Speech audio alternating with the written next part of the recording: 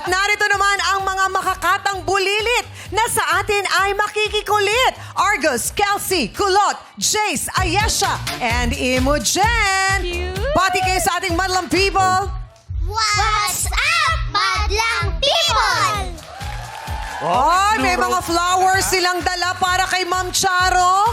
Dahil last month, yan, Mother's Day last month.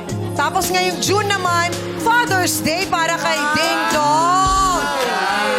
Belated Happy Mother's Day, Ma'am Charo. And advance Happy Father's Day kay Ding Dong. Charo, di ba binigyan po namin kayo ng bouquet kanina? Tapos kinuha. Yan po yung pinag-iwahin. Oo.